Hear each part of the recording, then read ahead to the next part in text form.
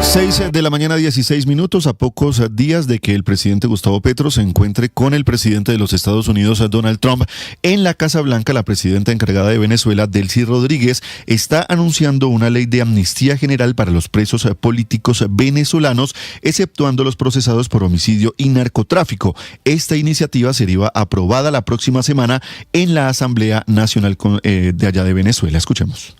Quiero anunciar que hemos decidido impulsar una ley de amnistía general que cubra todo el periodo político de violencia política de 1999 al presente, y encargo a la Comisión de Revolución para la Revolución Judicial y al Programa para la Convivencia Democrática y para la Paz para que en las próximas horas, instalados en urgencia, presenten la ley ante la Asamblea Nacional. Y pido nuevamente la máxima colaboración del Cuerpo Legislativo de Venezuela.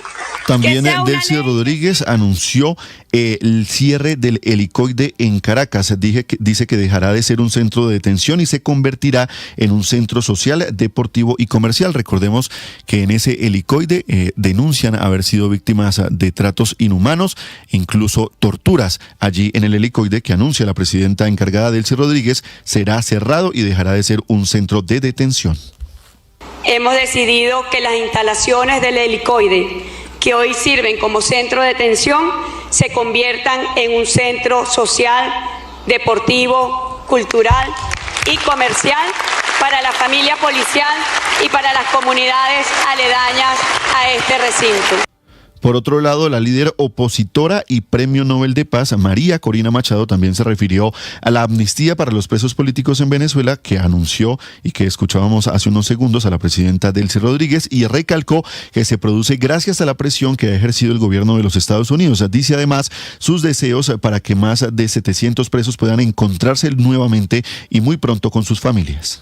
Obviamente no es algo que voluntariamente el régimen haya querido hacer, sino es producto de la presión real que ha recibido por parte del gobierno de los Estados Unidos. Ojalá sea así y ojalá los más de 700 presos que aún permanecen en los centros de tortura en Venezuela puedan estar con su familia muy pronto. 6 de la mañana, 19 minutos. Volvemos a noticias en Colombia porque la registraduría ya avaló la inscripción del comité promotor de la Asamblea Nacional Constituyente. De esta manera empieza el proceso de recolección de firmas y si son avaladas se podría presentar el proyecto ante el Congreso. Mateo Piñeros. El Comité para la Asamblea Nacional Constituyente recibió el aval de la registraduría para poder empezar a recolectar las más de 2 millones de firmas que deben ser validadas para posteriormente poder presentar el proyecto ante el Congreso. Es importante recordar que esta ha sido una iniciativa impulsada por el actual gobierno. El ministro de Trabajo, Antonio Sanguino, acompañó en su momento la inscripción del comité ante la registraduría y reaccionó a la decisión de la entidad, señalando se activa así una iniciativa ciudadana que expresa el cansancio frente al bloqueo institucional y la necesidad de abrir por vías democráticas y legales un debate de fondo sobre las transformaciones y reformas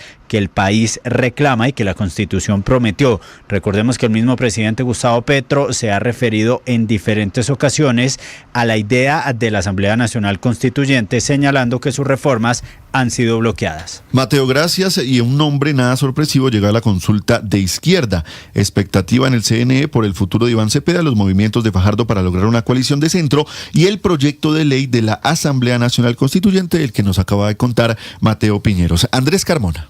Comencemos este rollazo político con un anuncio, el del ministro de Trabajo, Antonio Sanguino, quien confirmó cuándo se presentará al país el proyecto de Asamblea Nacional Constituyente, aunque aún la registraduría no ha notificado si avaló o no el comité promotor que busca recoger 5 millones de firmas. Porque también va a estar gravitando sobre nosotros la propuesta de una constituyente que nosotros estamos promoviendo desde el gobierno nacional y que será un proyecto de ley que le presentaremos al Congreso de la República, o le presentará a la ciudadanía al Congreso de la República el 20 de julio cuando se instale el nuevo Congreso. Ahora llama la atención el lugar donde el ministro Sanguino hizo el anuncio de este proyecto de ley, ya que por norma los funcionarios de su nivel no pueden participar en eventos políticos proselitistas. La Asamblea Nacional del Partido En Marcha. Allí, en el auditorio de Compensar en la avenida 68 en Bogotá, se proclamó la candidatura del exministro del Interior Juan Fernando Cristo,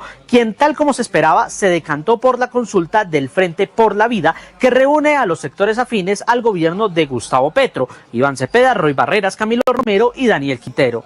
Cristo dejó claro que una de las importantes condiciones para participar en esta consulta dista mucho de lo que afirmó Sanguino. Necesitamos darle certeza a los colombianos y no generar más incertidumbres. Hoy la constituyente es inviable, es inoportuna, es inconveniente en medio de este clima de polarización. Esa es nuestra posición desde En Marcha y esa posición fue respetada por todos los sectores de la coalición. Pero es precisamente en esa consulta donde hay gran expectativa, porque este sábado se reunirá finalmente la sala plena del Consejo Nacional Electoral para discutir y votar la ponencia que presentarán los magistrados del Pacto Histórico, Fabiola Márquez, Alba Lucía Velázquez y Álvaro Echeverry, para determinar si Iván Cepeda puede participar en la consulta o si debe ir directo a la primera vuelta, aunque lo que dicen las fuentes es que el panorama es poco favorable para el candidato del pacto, ya que la votación estaría 6-3 o 7-2. Ahora, los que se quedan sin un posible aliado son los precandidatos del centro, que siguen tratando de lograr acuerdos para una tercera consulta como quiere Claudia López, o una coalición que vaya directamente al 31 de mayo, que es lo que desea Sergio Fajardo.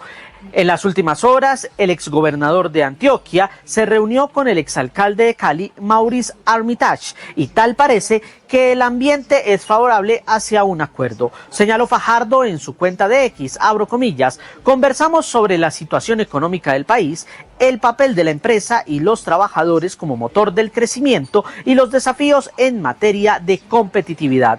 Nos une la defensa de un capitalismo distributivo y sostenible. También nuestra responsabilidad con Colombia para que la gente tenga una opción moderada y ganadora en las próximas elecciones. Cabe recordar que esta semana también se dio el reencuentro entre Fajardo y López, y aunque hay ánimo de reconciliación, no se tiene claro cuál será el futuro de esta alianza, que debe definir si va a consulta o no antes del próximo viernes 6 de febrero. Andrés, gracias. Y luego del Consejo de Seguridad, ya volviendo a noticias de orden público, con el ministro de Defensa, Pedro Sánchez, en Bucaramanga, se implementarán acciones para blindar la seguridad en la región, activando cámaras de seguridad en barrios con el fin de identificar a los delincuentes. Alex Salamanca. El sistema de vigilancias es una millonaria inversión que busca ampliar la tecnología destinada a brindar, pues obviamente, la seguridad en Bucaramanga y su área metropolitana, con una capacidad de enfrentar como tal el delito. Es una apuesta por mantener los indicadores de seguridad más favorables para Bucaramanga. Así lo confirmó el alcalde Cristian Portilla. Nosotros tenemos unos recursos propios para poder incorporarle, invertirle a las cámaras de inteligencia artificial y el EPR que vamos nosotros a invertir. Son cerca de 66 cámaras que vamos a comprar como alcaldía de Bucaramanga en 20 puntos de la ciudad, pero eso es mínimo realmente para lo que la ciudad debería necesitar. Los recursos serán asignados para modernizar la infraestructura de tecnología y garantizar equipos de capacidad operativa, pues obviamente permanente. Estas nuevas cámaras se ubicarán en sectores estratégicos, incluido en barrios de la ciudad donde se han incrementado los delitos como el sicariato. Alex, gracias. 6 de la mañana, 25 minutos, y en las últimas horas salieron a la luz nuevos detalles de la captura de alias Balín, un panameño con circular roja de Interpol capturado en las últimas horas en la ciudad. El alcalde Federico Gutiérrez indicó que grupos delincuenciales de la capital en Antioquia prestan seguridad y logística a capos internacionales. Los detalles a Danilo Arias. Felipe, es que las autoridades en Medellín expresaron su preocupación por la evolución y el nivel de peligrosidad de las estructuras criminales que operan en el área metropolitana, al advertir que no se tratan de bandas dedicadas únicamente a la extorsión o al microtráfico, sino de grupos delictivos organizados vinculados al narcotráfico y a redes criminales transnacionales. Así lo señaló el alcalde Federico Gutiérrez al explicar que estas organizaciones mantienen alianzas con estructuras de México y con algunos grupos ilegales como el ELN, las disidencias de las FARC y el Clan del Golfo, Golfo para mover droga hacia otros países. Según el mandatario, ciudadanos extranjeros que llegan a Medellín lo hacen para articularse con estas estructuras y delinquir en economías ilícitas como el narcotráfico, el tráfico de armas y la trata de personas. No solo qué hacen aquí, sino quienes los cuidan. Y los cuidan estructuras criminales de Medellín, lo que constituye en muchos casos otra renta criminal, no solo sociedades mafiosas, sino otra renta criminal que tiene esas estructuras de acá para ofrecer servicios de guardaespaldas y de cuidado a mafiosos de Así otras ocurrió, partes. por ejemplo, con el recién capturado el panameño Giancarlo Valderrama, quien tenía circular roja de Interpol y fue sorprendido en el Poblado junto a 4 personas más, 3 colombianos y un panameño, y se incautaron 3 armas de fuego y 5 teléfonos celulares. Alias Balín sería uno de los principales cabecillas de la pandilla Los San 23 o Jordan 23, estructura criminal que controla territorios en San Miguelito, ciudad de Panamá. Fue capturado con otras personas, algunos de acá, otros del sector de Acandí, y básicamente estaban realizando una cumbre mafiosa en el momento en el que fueron capturados en un apartamento en el Poblado, en Medellín. Las pesquisas señalan que Balín habría llegado a la capital antioqueña hace aproximadamente un año, periodo en el cual tenía alianzas criminales mediante el intercambio de armas, rutas y esquemas de lavado de activos, además de coordinar la distribución de drogas hacia Panamá, Felipe. Danilo, gracias. Y amaneció bloqueada la vía Buenaventura en el Valle del Cauca por cuenta del gremio de camioneros que desde ayer decidieron protestar por la falta de control en el cargue y descargue de los contenedores en el principal puerto del Pacífico colombiano. Alejandro Muñoz. Felipe, desde el mediodía de ayer, el gremio de transporte de carga inició una protesta en la vía al mar con un bloqueo en el sector conocido como La Caucana, por lo que son cientos los vehículos que se encuentran represados en el corredor vial. Según los manifestantes, la falta de organización en los turnos para el cargue y descargue de los contenedores es el motivo por lo que aseguran que esa situación está afectando gravemente su trabajo, generándoles pérdidas económicas. Ante esto se refirió Juan Carlos Ramírez, director regional de la Asociación Colombiana de Camioneros de Buenaventura. Nosotros vamos a entregar un contenedor vacío, por decir algo, a un patio de contenedores porque lo direccionaron allá. La naviera es la única autorizada para decir si ese contenedor va a patio o va a puerto. Anteriormente existían aquí lo que nosotros llamamos los operadores portuarios, que eran quienes hacían esa función. Nosotros como transportistas la única función que debemos hacer es entregar el contenedor en el patio. Ante esta situación, los manifestantes exigen soluciones de manera inmediata a las empresas del sector portuario. Mientras tanto, las autoridades decidieron instalar un puesto de mando unificado para atender el bloqueo, que además está afectando al sector del transporte y las diferentes cadenas productivas. Alejandro, gracias. A 6 de la mañana, 29 minutos, y en Montería le abrieron una investigación a un profesor que habría embarazado a una de sus estudiantes. El profesor, por supuesto, fue apartado de sus funciones por la Secretaría de Educación Municipal mientras se esclarecen estos aberrantes hechos. Alejandro Rosales. Felipe, el alcalde Hugo Kerguelén García ordenó a la Secretaría de Educación la apertura inmediata de una investigación disciplinaria a un docente de la institución educativa Patio Bonito, sede bachillerato, ubicada en la capital de Córdoba, tras conocerse una denuncia en la que indican que este hombre habría embarazado a una estudiante menor de edad. El mandatario indicó que van a acompañar las investigaciones hasta que se establezcan todas las responsabilidades. De acuerdo con la alcaldía de Montería, desde el momento en que se tuvo conocimiento del caso, se activaron de manera estricta y inmediata todos los protocolos y rutas de atención, priorizando la protección integral de la menor. Por el momento, la Secretaría de Educación ordenó el traslado inmediato del docente señalado, separándolo de cualquier función dentro de la institución, como medida preventiva, mientras avanzan las actuaciones administrativas y las investigaciones que adelantan los organismos competentes. Alejandro, gracias. Y más de 27.000 integrantes en grupos armados ilegales y un récord de disputas territoriales marcan el inicio de 2026 en Colombia. Un informe de la FIP advierte que la seguridad se deterioró y que el control estatal sigue cediendo en varias regiones del país. Salima Férez. Un informe de la Fundación Ideas para la Paz advierte que los grupos armados ilegales alcanzaron más de 27.000 integrantes tras sumar más de 5.000 nuevos miembros solo en 2025. Según el documento, estas estructuras crecieron un 23,5% frente a 2024, una tendencia sostenida desde 2018 que podría llevarlas a cerca de 30.000 integrantes en el corto plazo. Gerson Arias, investigador asociado de la Fundación Ideas para la Paz. Y el que más ha mostrado un incremento, digamos, en sus integrantes es el Clan del Golfo con un 30%.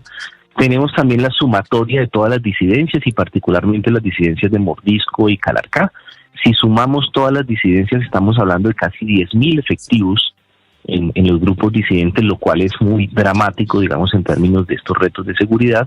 Y por último, obviamente, está toda la sumatoria, digamos, de las otras estructuras. La FIP alerta además que en 2025 las confrontaciones entre grupos armados aumentaron un 34%, que es el nivel más alto de la última década, y que hoy 13 zonas del país están en disputa armada, casi el doble que al inicio del actual gobierno. A esto se suma el uso creciente de drones con explosivos, con 277 ataques registrados en un año y un control cada vez más fuerte sobre las comunidades mediante restricciones a la movilidad y presión sobre liderazgos sociales. Aunque las acciones de la fuerza pública aumentaron, la Fundación concluye que la respuesta del Estado sigue siendo reactiva, mientras que la política de paz total llega a 2026 golpeada por escándalos y con límites cada vez más evidentes.